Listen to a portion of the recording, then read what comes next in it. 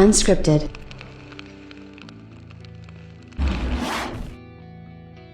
Now, maybe it's a little bit early for this kind of talk, but, you know, at the end of the day, I feel like we're all excited. We want to see what's coming for these consoles, and I also think that as far as, you know, Microsoft is concerned, they probably owe us some pretty big showcases in terms of E3 and things like that, and this is one of those things that it could come out to be, you know, a true type situation. Now, again, when it comes to any sort of leaks or any kind of speculation and things like that, it's always best to take it with a grain of salt and just understand that, you know, sometimes these things aren't true. You know, I thought that this one sounded pretty interesting. Obviously, Microsoft probably wouldn't finalize anything for this E3 or E3 equivalent. Obviously, there's not going to be an E3 like what we're traditionally used to seeing, but a digital event like we saw last year, there is some kind of idea that we could see something like that, which is probably going to be the big kind of idea behind this one. So I find this to be, you know, sounds like a decent enough thing. Do I really feel like this is a legit thing? I don't really know. You know, we'll have to kind of wait and see how this works out. But I did want to talk about it because video games are exciting. You know, like console wars, I understand that, like, if you don't take them seriously, that can be fun. But there's also, you know, when it comes down to it, it's all about video games. You know, it's all about the games. It's all about the fun. It's all about having that fun with these video games and just having a great time playing video games, talking about video games. That's what I love best, and hopefully you guys all understand that and feel the same way, because you know, that's for me the thing that really kind of matters the most, and I hope you guys really do understand that and kind of fall in line with where I'm coming from with this whole situation. So with that being said, I really appreciate each and every one of you. What's up, everybody? Crapgamer here with Crapgamer Reviews, back with another video. Thank you so much for checking it out. I really do appreciate it. Please take a time out to like the video.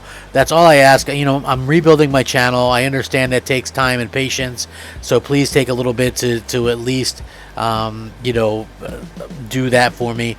Like the video, maybe subscribe if you haven't already done so. You know, it just really takes, you know, time, and I understand that, and I'm very appreciative of each and every one of you, but you know, I also need your help with this, so please take the minute to do that if you like seeing my videos to continue on. Shout out to all the old subscribers, new subscribers, and everybody in between. You guys are fantastic, and it really does mean a lot to me that you support the channel and continue to, you know, come here and things like that. I understand there's, you know, I'm just a small little pissant channel compared to all these other people, but, you know, the fact that I have even one fan or one person that watches makes it worthwhile, so thank you very much. With that being said, I want to get into this because I found this to be pretty interesting stuff, to say the least, and, you know, again, take it all with a grain of salt, but it does look like, according to this, inside sources, quote-unquote, familiar with Microsoft's plans for E3, here's some early details of Xbox's E3 2021 briefing. According to this, the event will be streamed on June 17th as a digital event at Xbox headquarters. You know, this could be something that obviously could be a thing that we really do see. We don't really know. June 17th does seem to go in line with what we normally would see, something from Microsoft. They've mentioned that they're going to do some events this year, and it's kind of leaked out that we're going to have a couple of events anyway. So this is where it starts to get a little bit weird. According to this, Xbox C, codenamed Lima, a new implant device which doubles as a headset for Xbox PC and mobile devices through Bluetooth. A trailer for the device shows footage from Gears 5, Outriders, Halo Infinite, and Forza releasing holiday 2021 at $3.99. The trailer features a player portrayed by an implant recipient from Canada who received her implant at age 2 and had a procedure televised demonstrating the device, and is said to be similar to the open cinematic of FIFA 21. So, you know, how you know, is this really going to be something that we see? You know, I don't know. This sounds a little bit kind of far out to me, to be honest with you. But I guess we'll wait and see how that kind of comes out and, you know, play. Like, this is one of the things where you just kind of scratch your head and be like, is this really, you know, something that, you know, could be real? I don't know. The other thing is, according to this, Phil Spencer opening keynote announces all first-party games and select third-party games would be optimized to work with the Xbox C device.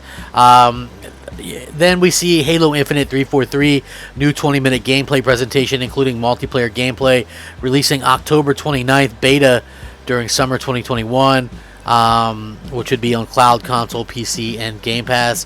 Which, again, when it comes to talking about leaks and things like that, a lot of the times, I've been very successful. I wouldn't say successful, but I've been very, I've had my fair share of good kind of ratios when it comes to talking about things that you would expect to see at E3's past.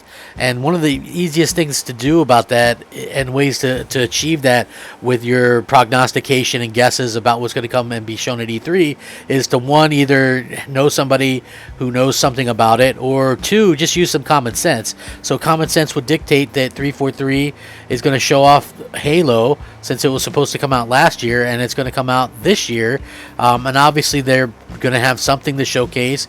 Clearly there was originally going to be a beta for the multiplayer. Hopefully that's back online. So that's a very astute type of situation where if this is fake, somebody at least had some common sense right here. Now, here we go. Far Cry 6 from Ubisoft gameplay trailer. Xbox C optimized via patch, releasing September 17th on console and PC. Then they show off Battlefield 6 multiplayer gameplay trailer. Xbox C optimized, releasing November 19th. Console, PC 10-hour trial for Xbox Game Pass. We'll have to wait and see how that kind of works out. And then kind of just going forward, it just sort of talk about stuff like Back for Blood with a launch trailer, obviously. Now, the interesting thing here is this, right? So I know a lot of people, like for me personally, I think that this list is pretty fake. But then you think maybe it has something to do with this implant, which obviously, Microsoft does do a lot of things accessibility-wise, which is why maybe you don't dismiss it as quickly, and they've done a lot of amazing things for accessibility. So, I figured it worth talking about. Do I think this is legit? No, I think it's 100% fake. And the reason why I think it's 100% fake is we don't see anything here about Starfield. And even though I think Bethesda's going to have their own event, I also feel like this is a situation where they would still have it. Like, if you remember back, Bethesda showcased Fallout 4, but also Microsoft also had Fallout 4 on their stage for E3 that year as well. So, Forza Horizon 5 world premiere gameplay. This says it's set in Puerto Rico. Releases October 5th. Dying Light 2 gameplay presentation. Age of Empires 4 for PC. Microsoft Flight Simulator releasing summer of 2021. Phil Spencer closes to reflect on both accessibility and diversity for Xbox.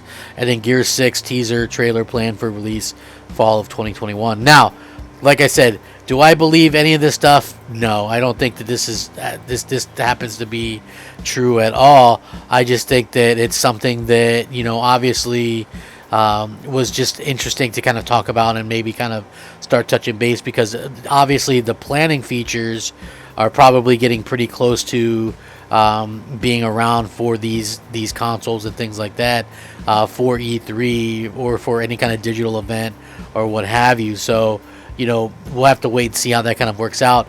I'm sure we'll start seeing some better leaks as we kind of go along, but it's never too soon to really kind of talk about this kind of stuff.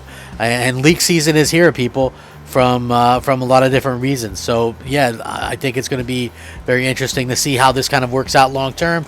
But I am very curious to see what both Microsoft and Sony are up to in terms of being able to do something for their quote unquote E3s this year. You know what I mean? I know there's not going to be technically an E3, but I would love to see something equivalent, something big, some sort of blowout, some kind of big announcement, sort of like that, because I really missed that last year. And I know that we have this pandemic and stuff going on, but with that being said, it's still one of those things where I kind of just really wish that we would have something of that scale again, and reactions and stuff like that. So I hope we get that sooner rather than later. Just like, I hope this year we get, actual fans in stadiums and stuff like that back again. I miss that stuff. So hopefully things can get a little bit more back to normal, and we can see this kind of stuff happen. But I would love to hear your guys' thoughts and opinions on this. I will link this in the description. You guys can check it out. Like I said, it's just rumors and stuff kind of floating around. I don't believe this one bit, but I would love to hear your guys' thoughts and opinions on it as well. Thank you so much for rocking out with me. Have a fantastic day. Rack 'em up. Game on, my friends. Game on. Crapgamer out. Unscripted.